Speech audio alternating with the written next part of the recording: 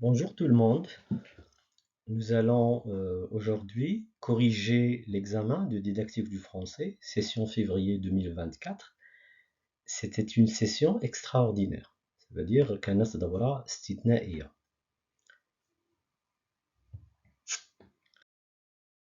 On commence par la première question.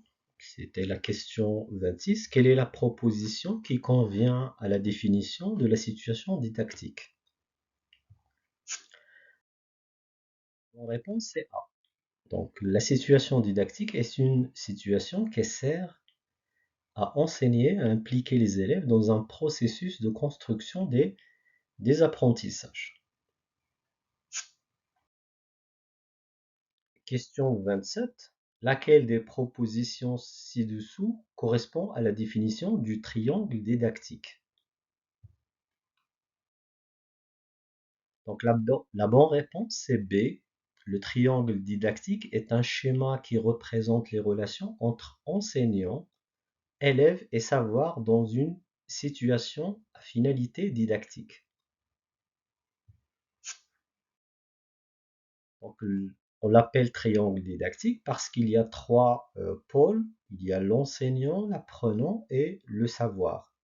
Donc, ces trois pôles, bien sûr, constituent le triangle didactique. Et entre les deux des pôles, bien sûr, il y a une relation, soit relation d'enseignement, soit relation d'apprentissage, soit relation de formation.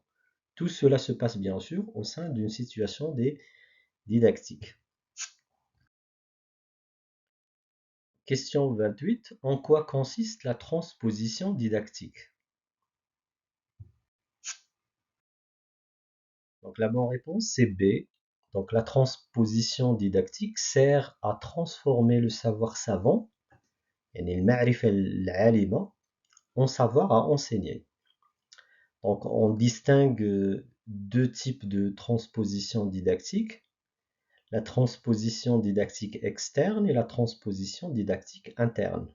Donc la transposition didactique externe, ce sont les concepteurs de programmes, les responsables de l'éducation qui transposent un savoir ou le savoir savant ou le savoir scientifique à un savoir à enseigner, c'est-à-dire sous forme de programmes d'enseignement dans des manuels.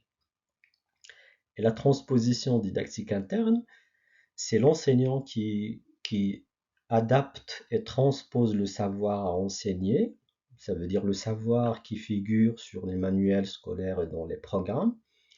Donc il le transpose en savoir d'enseignement dans bien sûr le contexte de la classe sous forme bien sûr d'activités et de leçons. Voilà, on va dire c'est un schéma qui expose clairement ces deux types de transposition. Question 29.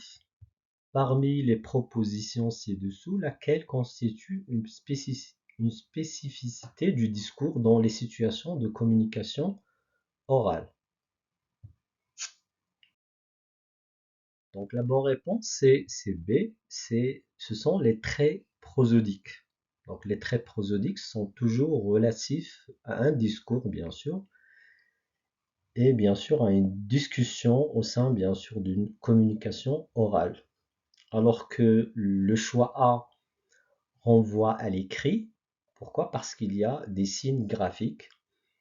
Le choix C est faux parce que l'écrit, ça renvoie à l'écrit, parce qu'il y a le signe de ponctuation. Et le choix D n'est pas est faux, bien sûr, parce qu'il y a justement absence de contact direct, il y a absence même de communication orale. Question 30. Lors d'une activité orale, une professeure pose aux élèves la question suivante. Quel est l'acte de langage qui correspond à l'énoncé suivant? Nous devons protéger l'environnement. Laquelle des réponses ci-dessous convient à la question de cette professeure?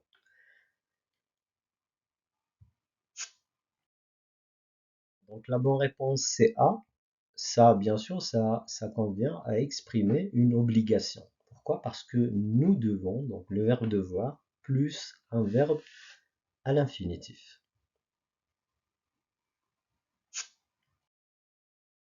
Question 31. Une professeure demande aux élèves d'une classe de la 5e année de l'enseignement primaire d'identifier les moyens linguistiques servant à réaliser l'acte de langage exprimer un souhait. Dans quelle liste les moyens linguistiques indiqués conviennent-ils tous à la réalisation de cet acte de langage? Donc la bonne réponse c'est D. Il serait génial, il serait souhaitable, ce serait bien de ou aimer au conditionnel présent. Le A n'est pas correct parce qu'il y a il faut, donc il faut n'exprime pas ça ne sert pas à exprimer le souhait. Avoir de l'obligation aussi. La question B est fausse. Pourquoi? Parce que la réponse B, pardon, est fausse parce qu'il y a être obligé, donc ça exprime l'obligation. Avoir l'obligation de, être tenu de, donc ça exprime tous l'obligation. Le choix C n'est pas correct parce il est interdit de, il ne faut pas, donc c'est l'interdiction. 32. Parmi les stratégies d'apprentissage ci-dessous, laquelle est appropriée à la réception de l'oral? La réponse c'est A, c'est adopter une posture d'écoute. Donc adopter une posture d'écoute, bien sûr, ça indique qu'il y a la réception de l'oral. Alors que B, ça renvoie à l'écrit, C, ça renvoie aussi à l'écrit, et D, ça renvoie à la production de l'oral. Question 33. Lors de l'évaluation d'une activité orale, un professeur demande aux élèves de produire des énoncés pour exprimer un conseil. Parmi les énoncés ci-dessous produits par les élèves, quel est celui qui convient à la consigne donnée par ce professeur? Donc la bonne réponse c'est C. C'est si j'étais à ta place, je pratiquerais régulièrement le sport. Donc le choix A n'est pas correct parce que ça renvoie au souhait. B aussi renvoie au souhait et D renvoie à un ordre. Question 34. À quel sous-domaine d'apprentissage la capacité s'exprimer de manière audible pour manifester sa compréhension d'un texte entendu est-elle appropriée? La réponse c'est B. Donc ça, elle est appropriée à la production de l'oral. Parce qu'il y a l'expression s'exprimer de manière audible. Question 35. Lors de la mise en œuvre d'une activité orale, un professeur demande aux élèves d'une classe de la 4e année de l'enseignement primaire d'identifier les moyens linguistiques servant à réaliser l'acte de langage exprimer un ordre. Quelle est l'étape méthodologique qui succède à la réalisation de cette tâche? Mon réponse c'est A, c'est entraînement et réemploi. Donc, pour expliquer cela, on va dire que la réalisation de la tâche citée dans la consigne, qui est l'identification par les élèves des moyens linguistiques servant à réaliser l'acte de langage exprimé un autre, donc ça correspond à l'étape méthodologique C, donc, qui est bien sûr la réception, compréhension, on peut rajouter aussi conceptualisation. Donc c'est l'étape de réception, compréhension, conceptualisation. Et cette étape-là sera suivie, donc l'étape qui va la succéder, c'est A. Donc A, c'est l'entraînement, le réemploi, ou l'application, ou le transfert. Le transfert, donc tous ces termes-là permettent d'exprimer bien sûr on va dire, cette étape méthodologique. 36. Lors de la diction d'un poème, un professeur constate que les élèves d'une classe de la 3e année de l'enseignement primaire éprouvent des difficultés à prononcer les mots contenant le phonème OU, laquelle des interventions ci-dessous convient au traitement immédiat de cette difficulté? La bonne réponse, c'est B. Il s'agit bien sûr d'une remédiation orale immédiate. Donc le professeur va dire des mots contenant le phonème OU en exagérant l'articulation de celui-ci, puis faire répéter plusieurs fois ces mots. Question 37. Une professeure dit respectivement des mots et demande aux élèves d'une classe de la deuxième année de l'enseignement primaire de frapper dans leurs mains autant de fois que le nombre de syllabes entendues dans chaque mot. À quoi la tâche demandée aux élèves renvoie-t-elle? Donc la tâche demandée renvoie à quoi? Renvoie au choix D, ça renvoie à la conscience phonologique. Donc c'est quoi la conscience phonologique?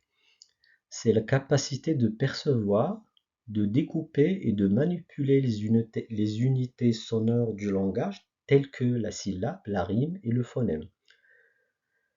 Il faut dire que le développement de la conscience phonologique passe par des activités qui aident à identifier, isoler, segmenter, fusionner et modifier les sons, les syllabes ou les rimes dans les mots, bien sûr, ce qui correspond à, bien sûr, à la tâche, bien sûr, demandée par le professeur, par la professeure plutôt. Donc c'est le choix D.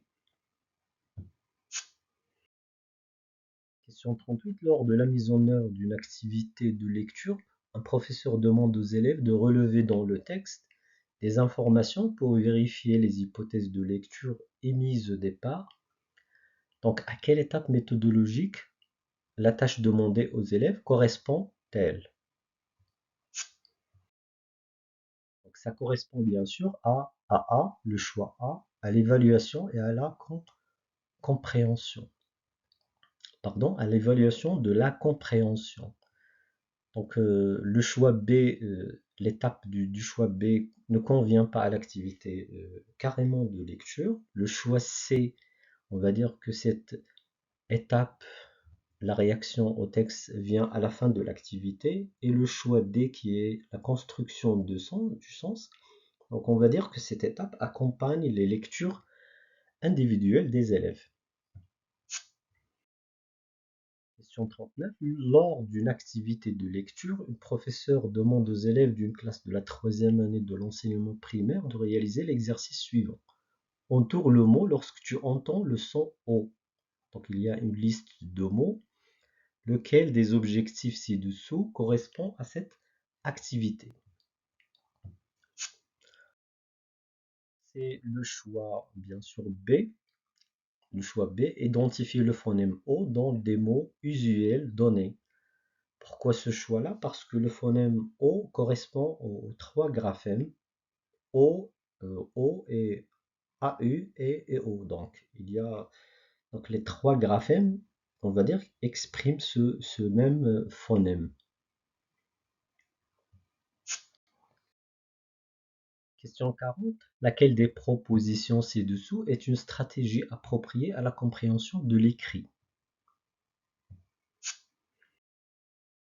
C'est le choix A. Entrer dans un texte en utilisant le paratexte. Donc bien sûr, ça correspond à la compréhension de l'écrit, ça veut dire à la lecture. Alors que le choix B, ça renvoie à la production de l'oral. Le choix C, ça renvoie à la réception de l'oral. Et le choix D renvoie à l'écrit, parce qu'il y a l'expression texte à produire. Question 41. Lors de la mise en œuvre d'une activité de lecture, un professeur invite les élèves d'une classe de la troisième année dans l'enseignement primaire à identifier le phonème en dans les mots donnés. À quoi la tâche demandée par ce professeur renvoie-t-elle? Donc cette tâche renvoie à la discrimination auditive, c'est-à-dire au choix C. Pourquoi? Parce qu'il est question d'identifier le phonème en. Donc le en, bien sûr, nasalisé, bien sûr. Question 42. Lors de la mise en œuvre d'une activité de lecture, une professeure demande aux élèves de formuler des hypothèses de lecture. Quel est l'objectif visé par la tâche demandée aux élèves? Donc la bonne réponse c'est D. Donc l'objectif visé par la tâche demandée aux élèves, c'est d'amener les élèves à anticiper sur le sens du texte. 43. À quel sous-domaine d'apprentissage la capacité suivante renvoie-t-elle? Lire des textes et des supports iconiques.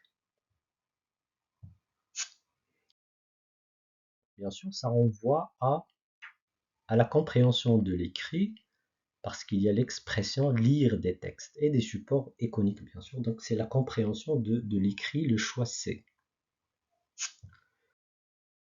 Question 44. Lors de l'évaluation d'une activité de lecture, un professeur demande aux élèves d'une classe de la 5e année de proposer un autre titre au texte lu. Quelle habileté ce professeur envisage-t-il d'évaluer? Est-ce qu'il envisage d'évaluer la compréhension, la connaissance, la synthèse et l'analyse? Donc ces quatre habiletés, bien sûr, ça nous rappelle la taxonomie de Bloom. Mon réponse c'est C, donc ça renvoie à la synthèse. Donc l'habileté envisagée, c'est la synthèse. Donc on va dire que cela renvoie à la capacité de synthèse, car il est question de résumer et de formuler l'idée essentielle dans son propre langage, en un mot, une expression. Donc la compréhension ici, elle est insuffisante, elle est indispensable mais insuffisante. Donc la connaissance, on va dire que la connaissance, il s'agit bien sûr de se souvenir de faits, c'est mémoriser, ce n'est pas le cas ici. L'analyse, c'est détailler, découper en parties. Là, au contraire, on n'est pas en train de détailler, mais de condenser et de synthétiser pour chercher un titre. Donc, voici la taxonomie de Bloom. On va dire que, bien sûr, il y a trois niveaux. Les trois niveaux bas, connaissance, compréhension, application. Et les trois niveaux supérieurs, c'est l'analyse, l'évaluation, la synthèse et l'évaluation.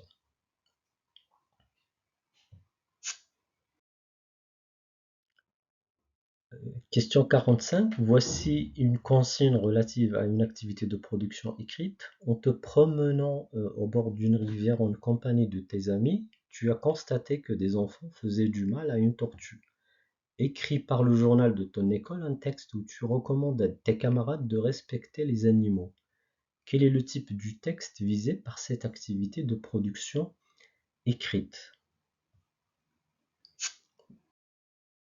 Type de texte, c'est bien sûr c'est un texte injonctif, c'est le choix B, parce qu'il est demandé d'écrire un texte où tu recommandes à tes camarades. Donc tu recommandes, bien sûr, ça nous ramène à dire qu'il s'agit d'un texte injonctif. 46. Laquelle des stratégies ci-dessous est appropriée à la production de l'écrit?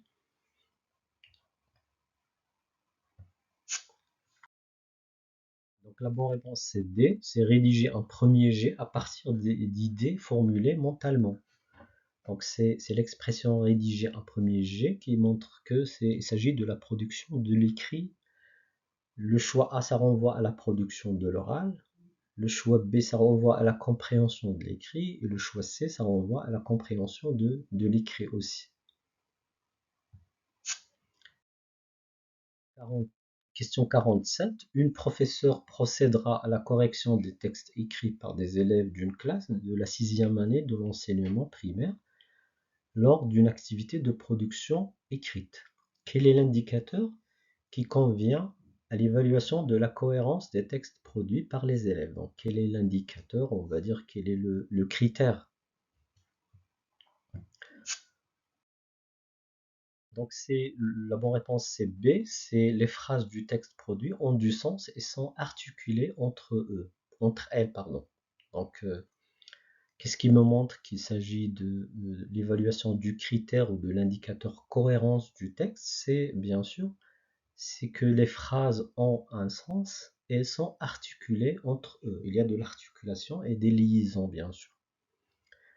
Le choix A renvoie au critère lexique. Il devrait y avoir un lexique approprié. C, ça renvoie au critère du respect de la syntaxe. Et la réponse D, ça renvoie au critère de respect de la consigne. Donc la bonne réponse, c'est D. Question 48. Laquelle des propositions ci-dessous est une capacité appropriée à la production de l'écrit? Donc la réponse c'est D. Copier en écriture cursive et sans erreur des mots, des phrases et des textes. Le choix A, ça renvoie à la production de l'oral. Le choix B renvoie à la production de l'oral. Et le choix C renvoie à la compréhension de l'écrit.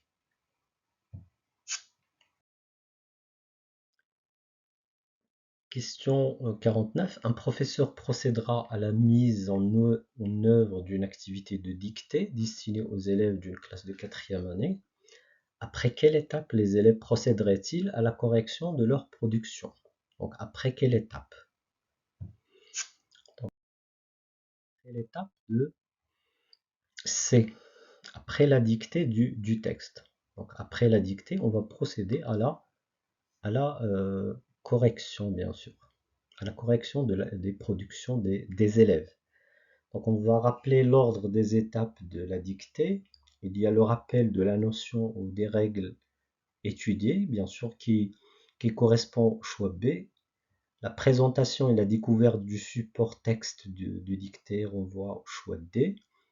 Et ensuite, l'étape l'entraînement à la dictée, aux préparations de la dictée, qui correspond au choix A. La dictée du texte ou exécution de la dictée, bien sûr, ça renvoie au choix C. Et enfin, la correction. Question 50. Lors de la mise en œuvre d'une activité de production écrite, une professeure accompagne les élèves dans la relecture et l'amélioration des textes qu'ils ont produits. Quelle est la tâche effectuée par les élèves juste avant cette phase? Il s'agit bien sûr de C, l'écriture du premier G. Donc on va rappeler l'ordre des étapes méthodologiques en général de la production écrite. Donc premièrement, la découverte de la situation d'écriture qui correspond au choix A, l'écriture du premier G qui correspond au choix C, correction du premier G, l'écriture du deuxième G qui correspond au choix D et correction du deuxième G qui correspond au choix B et enfin l'affinement de la production bien sûr et ensuite la correction collective et individuelle des travaux. Voilà, ainsi se termine cette correction. Merci de votre attention et à la prochaine.